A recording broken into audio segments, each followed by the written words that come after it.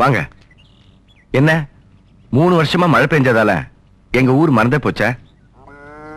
பாண்டி, நீங்க இவங்களெல்லாம் கூட்டிட்டு போய் அங்க இருக்க வக்கிப்ப பிரிச்சு காய போடுங்க. சின்னஜமா, அந்த வேலையில அவங்கள செய்ய சொல்லுங்க.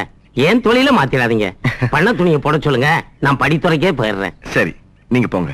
நீங்க அந்த வக்கிப்பொருள்லாம் காய போடுங்க. போங்க. ஏமா, நீங்கெல்லாம் களை எடுக்க அந்த கீழ்கொள்ளைக்கு போங்க. நீங்கெல்லாம் அந்த தென்னந்தோப்பு போய் கீழே விழுந்து கிடக்கிற மட்டையெல்லாம் எடுத்து பக்கத்துல இருக்க குட்டையில ஊற போடுங்க. போங்க. என்ன பெரியவரே, நீங்க போகலையா? ஆமா, நீங்க என்ன வேலை பாப்பீங்க? எந்த வேலை சொன்னாலும் செய்வனுங்க. சரி, மடையில இருக்க தண்ணி திறந்து விட்டு செடிக்கு பாய்ச்சுங்க. போங்க.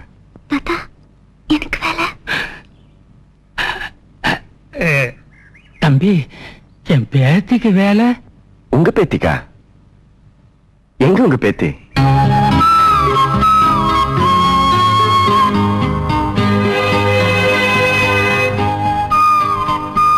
இது உங்க பேத்தியா?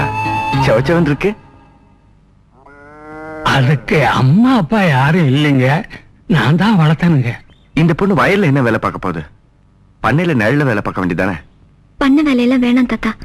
கஷ்டமா இருந்தாலும் வயல் வேலையே போதும்னு சொல்லு.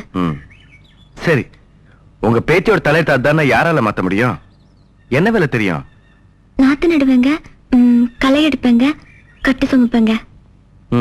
அப்புறம் நல்லா மீன் குழம்பு வச்சு தாத்தாக்கு போடுவேன். சரி, அந்த களை எடுக்கிற புள்ளையெல்லாம் கட்டி வரப்புறமா போட்டுரு. உன் பேத்தி நல்லாவே பேசுது.